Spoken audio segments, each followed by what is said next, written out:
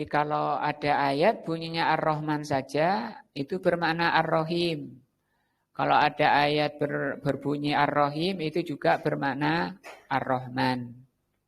Nah, lakin idza iktarona, tapi kalau dipisah-pisah seperti ini Ar-Rahman Ar-Rahim, itu fusira Ar-Rahman bil wasfi, Ar-Rahman maknanya sifat, Ar-Rahim maknanya perbuatan. Nah, insyaallah itu makna Ar-Rahman Ar-Rahim.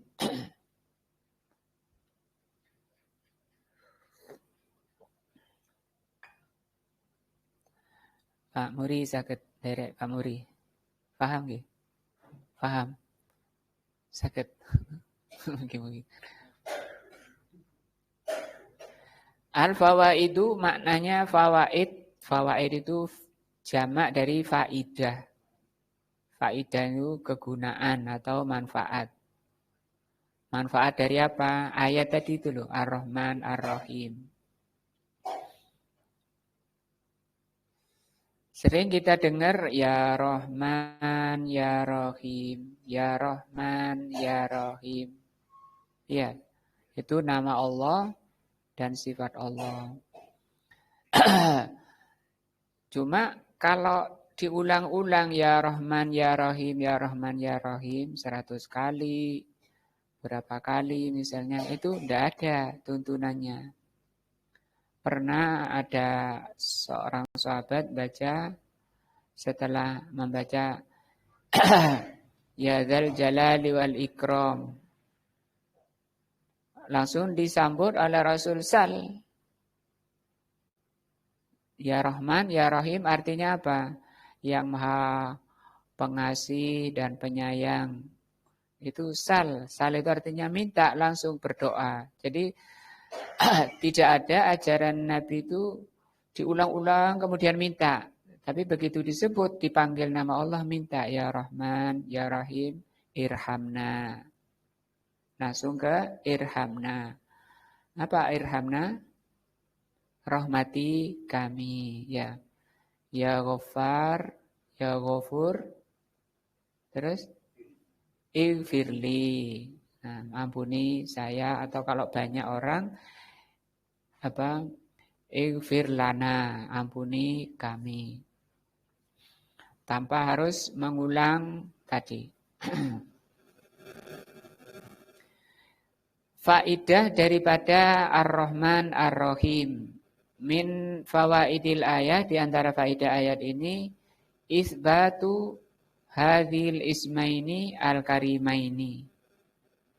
Menetapkan, meyakini bahwa Ar-Rahman Ar-Rahim itu dua nama yang mulia bagi Allah, lillahi azza wa jal. Nah, jadi Ar-Rahman Ar-Rahim itu dua nama. Masuk nanti di Asmaul Husna yang insya Allah Rabu depan kita pelajari pada pelajaran Al-Asmaul Husna.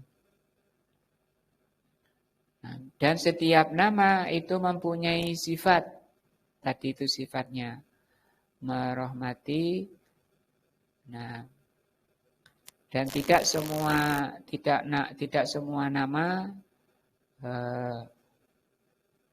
tidak semua sifat menjadi nama.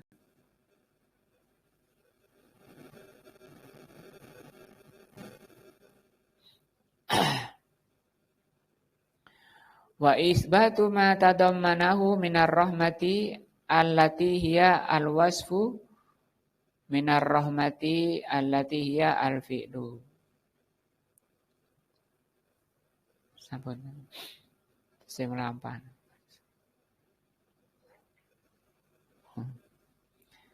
Yang pertama menetapkan nama, yang kedua menetapkan kandungan dari Ar-Rahman Ar-Rahim. Apa kandungannya? Minar rahmati, berupa bermakna rahmah.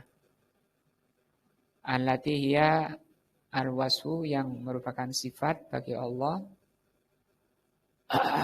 Wa minar rahmati, dan rahmah, yang itu merupakan perbuatan Allah Azza wa Jalla. Oh, ijal nggih. Kejelasan.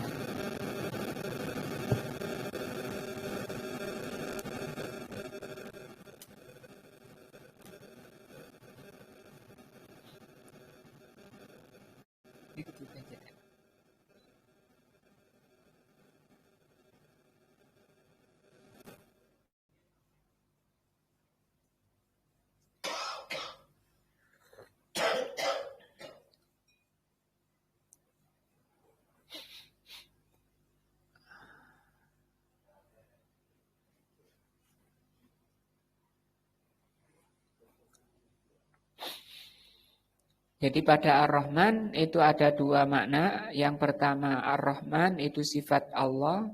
Yang Ar-Rahim itu perbuatan Allah. Apa perbuatan apa? Merahmati. Wa minha dan faedah kedua. Anna rububiyatullah azza wa jal mabniyatun ala rahmah al-wasi'ah. Lil khalqi al-wasilah. Bahwa rububiyah Allah, rububiyah itu penciptaan, pemilikan, pengurusan Allah, itu dibangun di atas rahmat Allah. Li'annahu ta'ala lamma qala rabbil alamin di ayat 1, Rabbul alamin artinya yang mencipta alam, yang memiliki alam, dan yang mengurusi alam, itu makna Rabb. Siapa yang mengurus alam? Allah. Ka'anna sa'ilan yas'alu. Sepertinya ada yang bertanya, mana hadhihi rububiyah? Penciptaan Allah ini penciptaan jenis apa?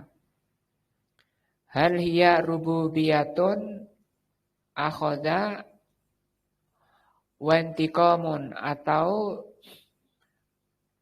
rububiyatu ahadin wantiqam, au rububiyatu rahmatin wan in'am. Apakah Allah menciptakan makhluk ini untuk disiksa atau untuk dirahmati? Nah, ketika di ayat 1 itu loh, kenapa Allah menciptakan makhluk ini? Untuk disiksa, tidak. Kalau Allah nyiksa itu karena keadilan Allah, karena Allah itu maha adil. Barang siapa yang durhaka kepada Allah, Allah ancam.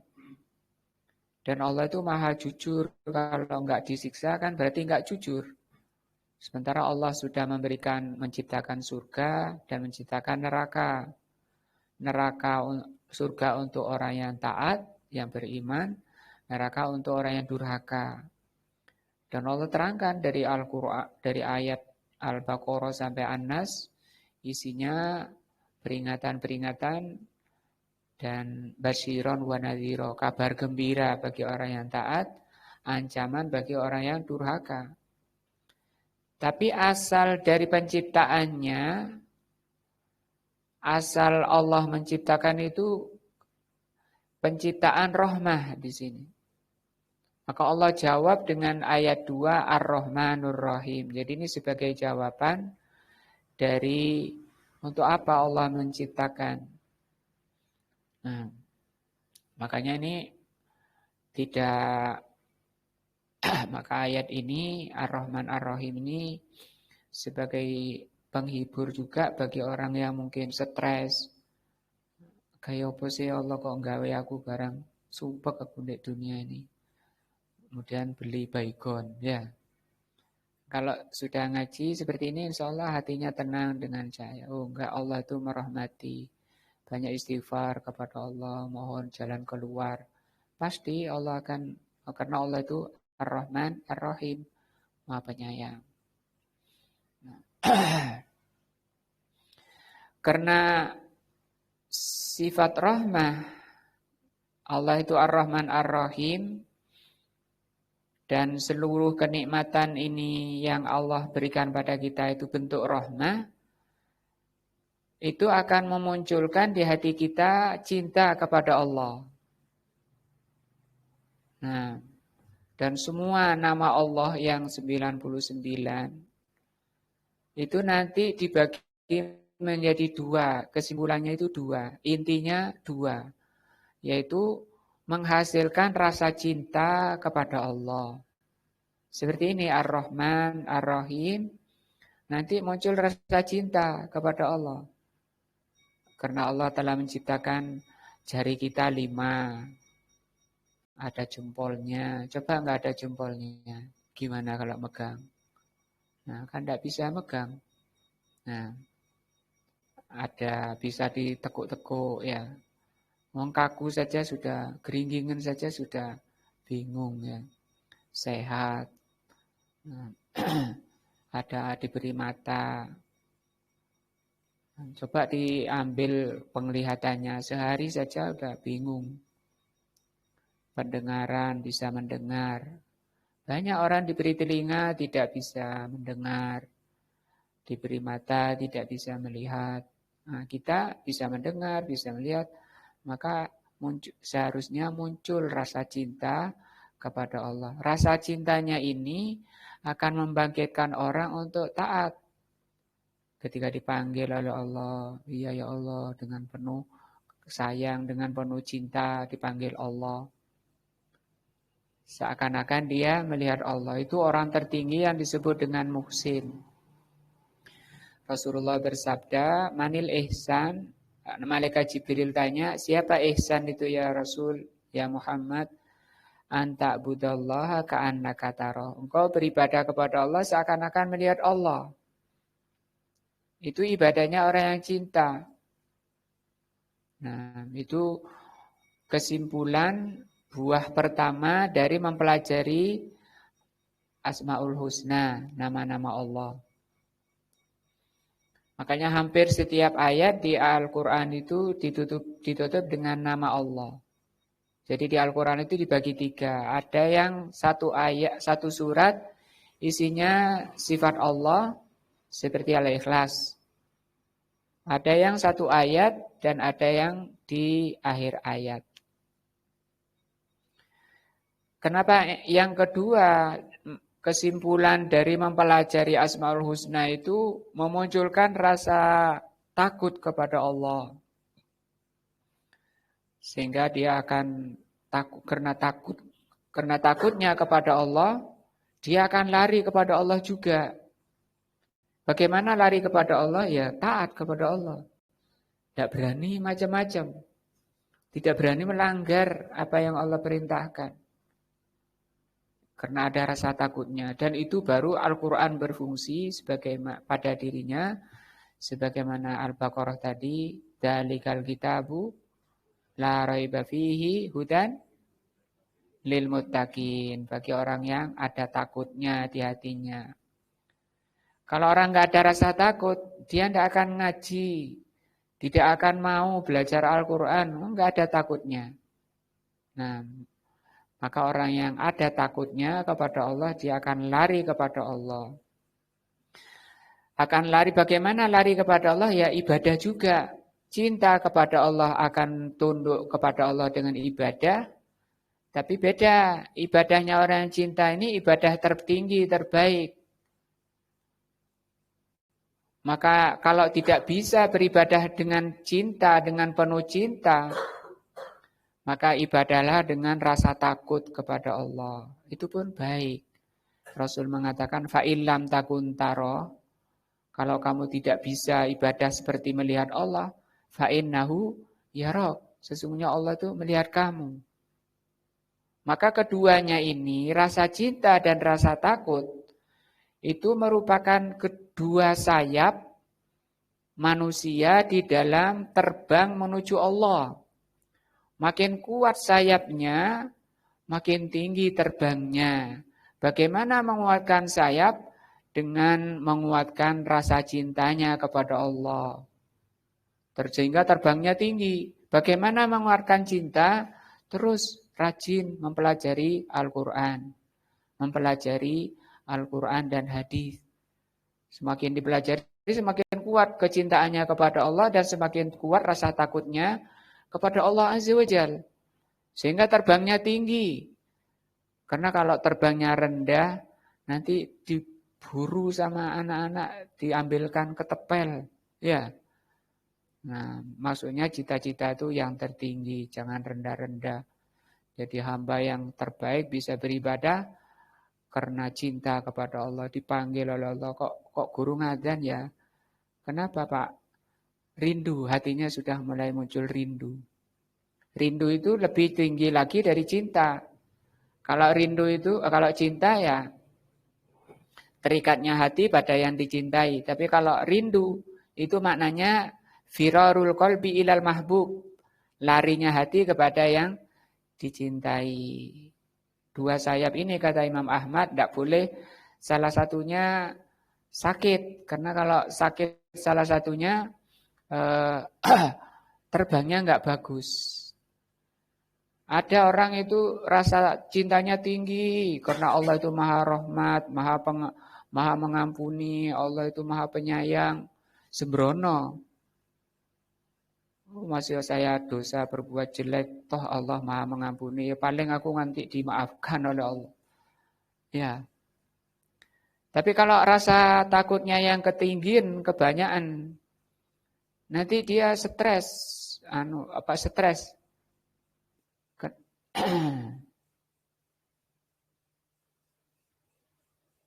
Nah,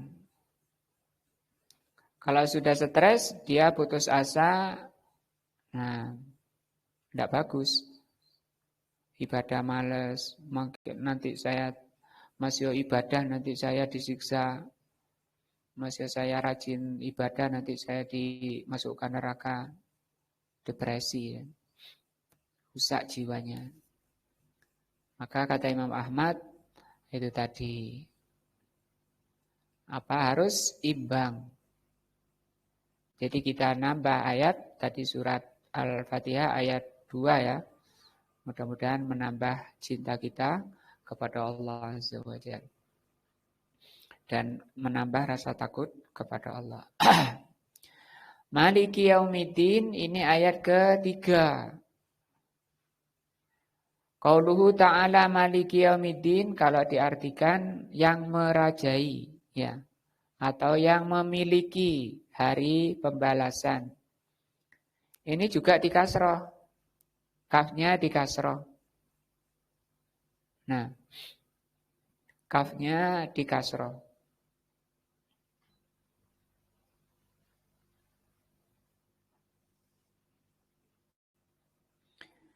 Kenapa di kasroh? Ini juga sifatun lillah. Sifat alhamdulillahi itu. Sehingga di kasroh semua. Maliki yaumiddin di kasroh, yaumiddin juga di kasroh. Wa yaumuddin huwa yaumul qiyamah. Yaumuddin artinya hari kiamat. Berarti diartikannya apa ini? Yang memiliki hari kiamat. Nah, wadinu adapun ad-din huna bimana al-jaza. Ad-din di sini maknanya balasan. Yakni annahu subhanahu wa ta'ala malikun lidzalikal yaum.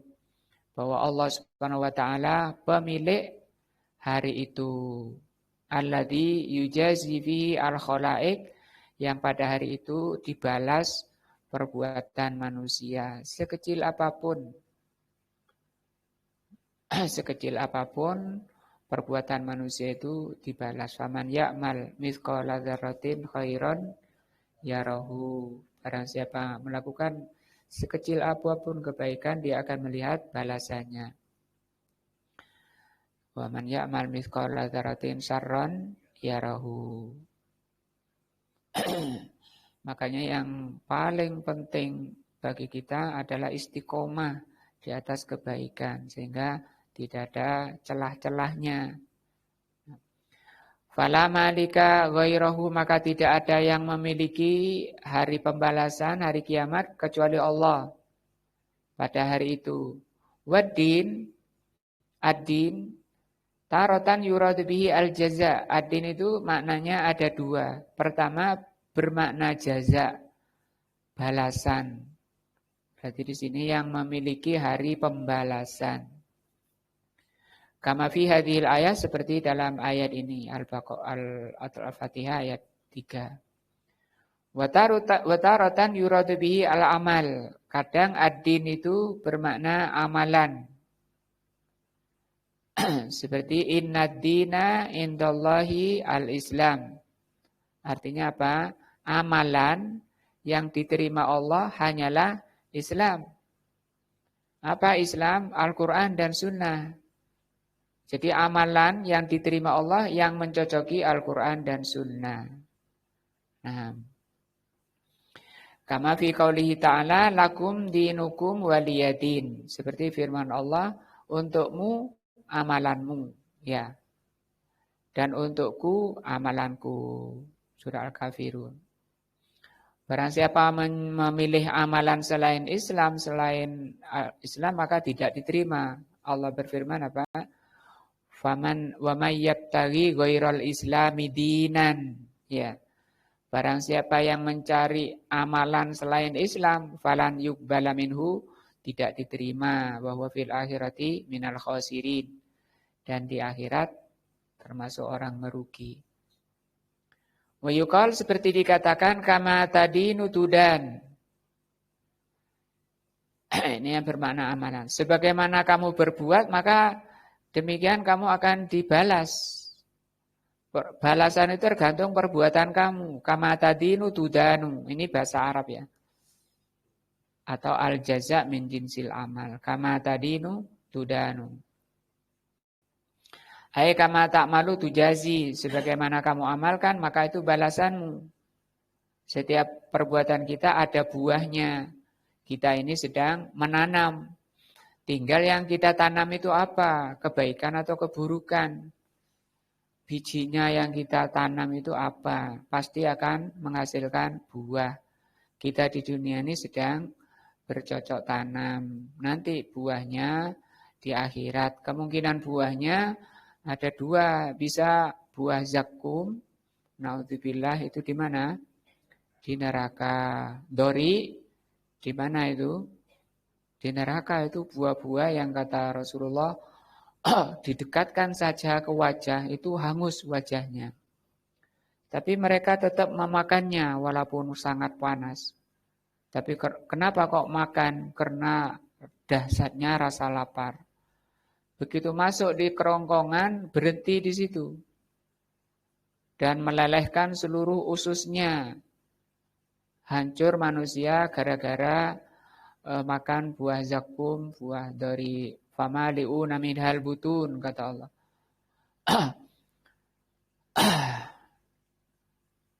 Di surat apa itu? Famali'una minhal butun. Al-Waqi'ah. Inna haula ila dhalun. Nah, mereka orang-orang yang sesat. La'akiluna minhal butun fasaribuna syurbal him. Demikian juga minumannya dari nanah-nanah penduduk neraka. Tidak ada neraka itu tempat baiknya sama sekali. Maka kita harus susah-susah dahulu. Karena memang kata Rasulullah, huffatil jannatu bil makari. Surga itu diliputi dengan kesusahan. Setiap kita tidak mau susah, tapi kepinginnya masuk neraka surga ya. Setiap kita pinginnya masuk surga, tapi nggak mau susah. Itu ya tidak bisa, tidak ada. Kalau mau masuk surga harus susah-susah. Artinya apa? Menjalankan ketaatan itu susah. Menurut nafsu. Tapi susah itu bisa hilang kalau orang itu sudah mampu menguasai nafsunya. Mengendalikan nafsunya. Nah, dan manusia di hadapan nafsu itu cuma dua. Pertama, orang yang mampu menguasai nafsunya. Diapakan nafsunya? Dikendalikan, jangan dipercaya, jangan dituruti. Diapakan? Ditundukkan kepada Allah. Apa saja yang diwajibkan oleh Allah, dijalani. Berat, dilatih, dipaksa. Jangan nuruti kepada kemauan nafsunya. Enak-enak kemulan pagi-pagi Jam 2, enak-enak tidur, dingin lagi. Kata nafsu ngapain? Nah, tapi dia paksa, sehingga kalau sudah dipaksa, ditundukkan kepada Allah, lama-lama hati nafsunya itu tenang. Maka ketika meninggal pun dipanggil oleh Allah, ya ayyatuhan nafsul mutmainnah, wahai jiwa yang sudah tenang. Ukhruji ila rabbiki radiyatan mardiyah, keluarlah menuju keridhaan. Karena dia ridho di dunia kepada Islam, ridho pada ajaran Allah. Sabar dia tinggalkan selimut yang tebal, dia datangi air yang dingin. Nah, berat tapi dilatih, begitu dilatih rindu kepada Allah, cinta kepada Allah, gak enak, gak bangun malam gak enak. Nah, hatinya kenapa? Hatinya rindu, cinta kepada Allah, matanya dipaksa merem gak bisa karena dikalahkan oleh rasa cinta, rasa rindu kepada Allah. Itu hati yang sudah tenang tadi. Nah, itu bisa dilatih. Itulah orang sukses, orang yang mampu mengendalikan nafsunya, ditundukkan kepada Allah. Butuh apa? Butuh latihan, butuh kesabaran. Bagaimana melatih kesabarannya? Apabila orang itu yakin. Kalau nggak yakin, nggak bisa. Yang kedua, orang yang binasa, yaitu orang yang dikuasai nafsunya. Ngaji susah, sehingga meningkatkan iman juga susah. Tidak muncul rasa cintanya, dia turuti nafsunya. Tambah di benakno kemule ya, nggak bisa bangun. Makanya Rasul mengatakan, al-mu'minul qawi, mukmin yang kuat itu khairun, mukmin yang kuat itu lebih baik, wa ahabbu ilallah, dan lebih dicintai oleh Allah. Kuat apanya? Imannya. Nah, kuat imannya. Bisa jadi badannya kuat, tapi nggak bisa ngusir selimut yang tipis. Ya, nyikap selimut yang tipis nggak bisa. Nggak kuat. Jalan ke masjid nggak kuat. Nah, padahal masjidnya di depan rumahnya, di samping rumahnya. Dipanggil oleh Allahu Akbar. Sebenarnya Allah kan maha besar dari sekedar tidur. Belum lagi disebut di akhir itu, as-salatu khairun. Salat itu lebih baik dari apa? Dari tidur. Ya, salat itu lebih baik dari tidur. Nah, kedengaran, telinganya didengarkan sebelum azan. Allah sudah menciptakan, apalagi di kampung, ayam. Ya, berkokok, bangunin. Itu karena rahmat Allah. Supaya nanti ketika menghadap Allah tidak ada alasan lagi. Kenapa kamu nggak bangun? Nggak dengar? Ya, itu kan sudah banyak. Bahkan kalau di kampung masih ada kentong ya. Teng teng teng teng. Habis teng teng teng teng apa? Jidore ditabuh mari ngono sing muadzine teriak berapa itu? Saya nggak bangun. Sebelum ada dung-dung-dung alarm. Banyak ya. Kenapa kok nggak kuat? Nah, maka Rasul mengatakan orang mukmin yang kuat lebih baik dan lebih dicintai oleh Allah. Dengan apa mukmin iman itu menjadi kuat? Dengan ayat-ayat Allah. Mudah-mudahan ayat Allah ini menguatkan iman kita, memunculkan rasa cinta kita kepada Allah Azza wa Jalla. Sehingga kita akan selalu berusaha mendekat kepada Allah. Nah,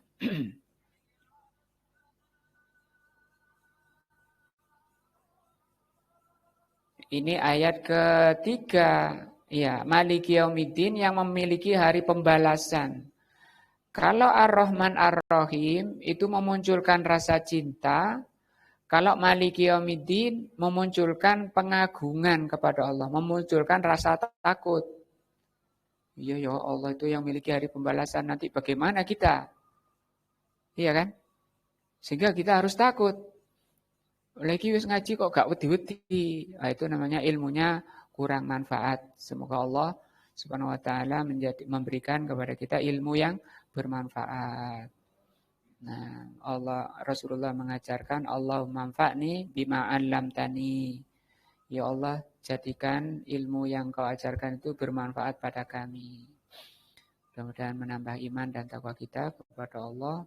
Mudah-mudahan Allah memberikan taufik dan hidayahnya kepada kita semuanya. Terkhusus pada Pak RT. Mudah-mudahan Allah Subhanahu wa taala mengaruniakan hidayah dan taufiknya. Karena kata Abu Kilabah radhiyallahu an, kalau aku punya doa yang makbul, aku akan mendoakan kebaikan pada pemimpin. Pemimpin kita kan Pak RT di sini. Kenapa kok enggak untuk dirinya? Ya kalau untuk diri saya yang baik saya saja.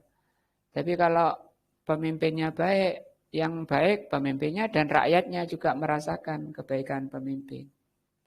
Maka ciri ahlus sunnah wal jamaah itu mendoakan kebaikan pada pemimpinnya. Lawan dari ahlus sunnah itu kelompok khawarij yang dibilang sekarang itu kelompok teroris.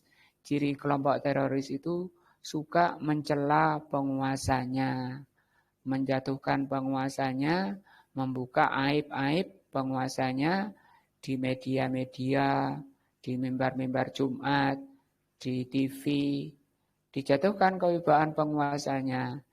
Itu tanda kelompok teroris yang kata Rasulullah, hum gilabun nar, mereka itu anjing-anjing neraka. Dibilang anjing oleh Rasulullah SAW.